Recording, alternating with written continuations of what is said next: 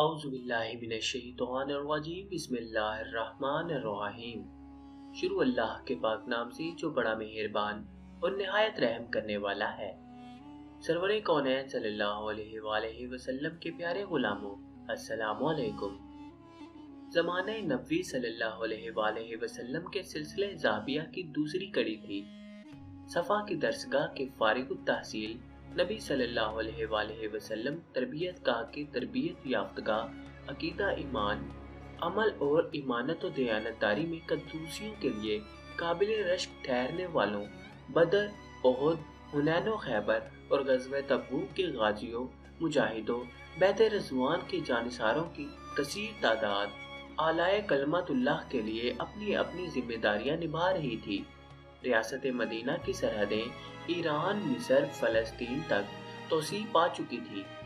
22 لاکھ مربع میل پر پھیلی مملکت خداداد کا انتظام اور انصرام مراد رسول ہاشمی صلی اللہ علیہ وآلہ وسلم حضرت عمر رضی اللہ تعالیٰ عنہ کے ہاتھوں میں تھا، جو تقاضا کرتا تھا کہ مملکت خداداد میں عدل و انصاف اور احتساب کا نظام اتنا سخت ہو کہ بیت المال سمیت کسی ادارے، محکمے یا شعبے کے سربراہ کو اختیارات سے تجاوز کی جرت نہ ہو سکے، کسی صوبے کا سربراہ اپنی ذمہ داریوں سے صرف نظر کر سکے، نہ ہی اس کا طرز زندگی ایسا ہو جو اس کو رایا کی نگہبانی سے بے خبر کر دے۔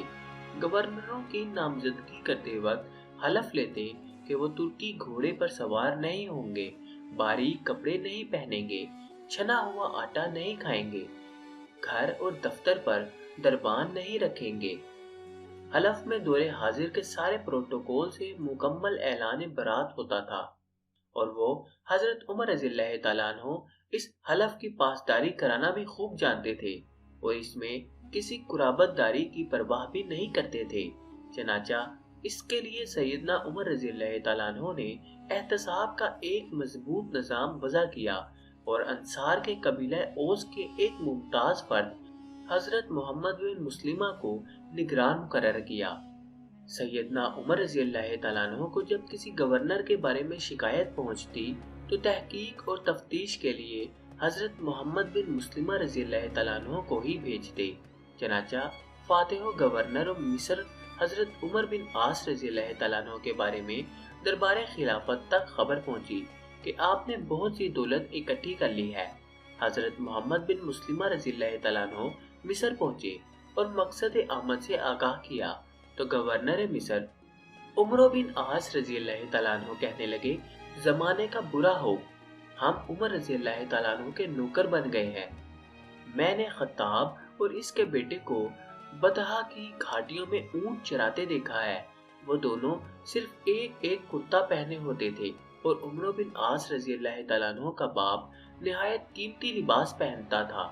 محمد بن مسلمہ رضی اللہ تعالیٰ عنہ نے گورنر کی بات کاٹتے ہوئے کہا کہ تمہارا اور عمر رضی اللہ تعالیٰ عنہ کا باپ دونوں جہنمی ہیں، اور اگر عمر رضی اللہ تعالیٰ عنہ تمہیں گورنر نہ بناتے تو تم بھی مکہ کی کسی گھاٹی میں بکریوں کا دودھ دھو رہے ہوتے۔ پھر مال و متاع کا جائزہ لیا، تحقیق کی اور خلیفہ کے حکم کے مطابق اور آدھا مال بیت المال میں جمع کرانے کے احکامات جاری کیے۔ اسی طرح مورخین نے ایک اور واقعہ بھی تاریخ کے اوراق کی زینت بنایا ہے کہ مصر کے ایک گورنر ایاز بن غنم رضی اللہ تعالیٰ عنہ کے بارے میں حلف کی پاسداری نہ کرنے، باریک کپڑے پہننے، دربان رکھنے کی شکایت ملی، اور محتسب خلافت عمر رضی اللہ تعالیٰ عنہ حضرت محمد بن مسلمہ رضی اللہ تعالیٰ عنہ تحقیق کے لیے پہنچے تو واقعی شکایت درست پائی۔ حضرت محمد بن مسلمہ رضی اللہ تعالیٰ عنہ نے خلیفہ کے ہاں پیشی کا کہا۔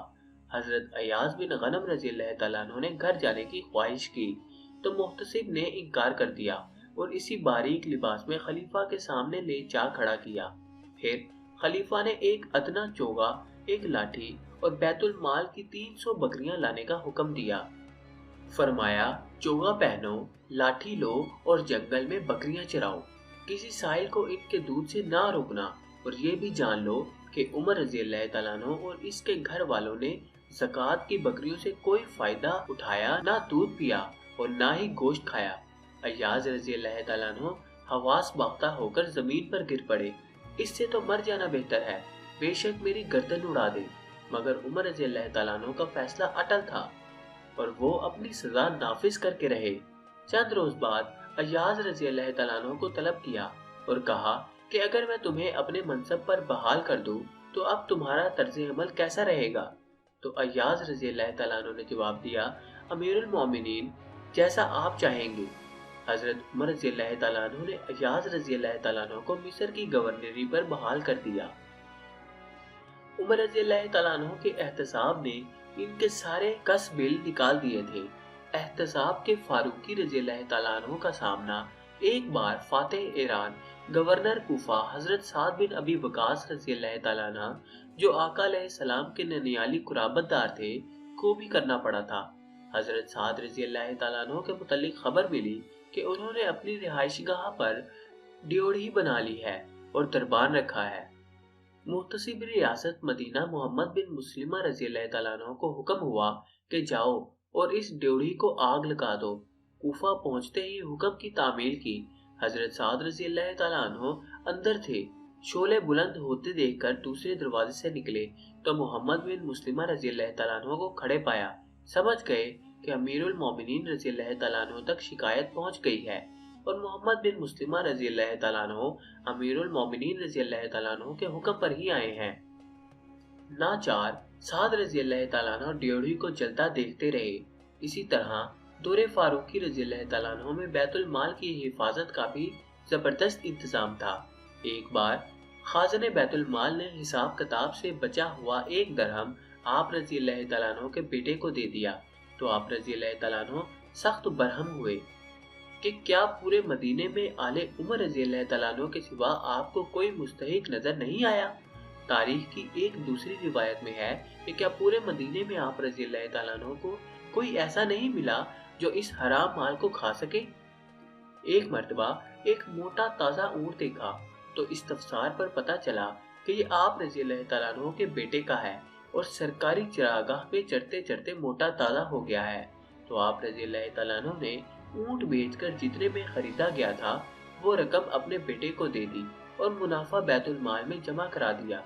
इसी तरह आप रजी अल्लाह तआला अन्हु की अहलिया मोहतरमा सैयदा तय्यबा ताहिरा हजरत उम्मे कलसूम रजी अल्लाह तआला अन्हा बिन्ते हजरत अली रजी अल्लाह तआला अन्हा ने किसी सरबराह मुमलिकत की अहलिया को तहाइफ भेजे तो इसने भी शायान शान तहाइफ भिजवाए। तो आप रजी अल्लाह तआला अन्हु ने अपनी अहलिया मोहतरमा बिन्ते शेर खुदा से फरमाया, ठीक है, तहाइफ आप रजी अल्लाह तआला अन्हु के जाती थे लेकिन सरकारी मुलाजिम लेकर गया था जिस पर आप रजी अल्लाह तआला अन्हु ने वो बैतुल माल में जमा करा दिए। एहतसाब का यही निज़ाम जिसको नाफिज करके इस्लाम मुखालिफिन तरक्की के जीने चढ़ते जा रहे थे, फलाही रियासत के यही ज़रूरी उसूल थे जिनको अपना कर दुनिया ने तरक्की और आया की खुशहाली का राज पाया। उमर रजी अल्लाह तआला अन्हु का अदल इंसाफ और निज़ाम एहतसाब दुनिया में ज़रबुल मिसल बन गया। बेगानों ने फायदा उठाया और अपने महरूम रह गए। आज जरूरत है कि दौरे फारूकी रजी अल्लाह तआला अन्हु जैसा निज़ाम अदल इंसाफ और एहतसाब हो ताकि मदीना तर्ज की रियासत का ख्वाब शर्मिंदा ताबीर हो। मोहतरम दोस्तों, उम्मीद है कि आपको आज की ये वीडियो पसंद आई होगी। दोस्तों, अगर आपको आज की ये वीडियो ये किस्सा पसंद आया तो इसको अपने हल्का अहबाब में दोस्तों के साथ फेसबुक और व्हाट्सएप पर लाजमी शेयर करें ताकि उनके नॉलेज में भी इजाफा हो सके। अब आपसे मुलाकात होगी इंशाअल्लाह ताला अगली नई वीडियो में नए बेहतर किस्से के साथ।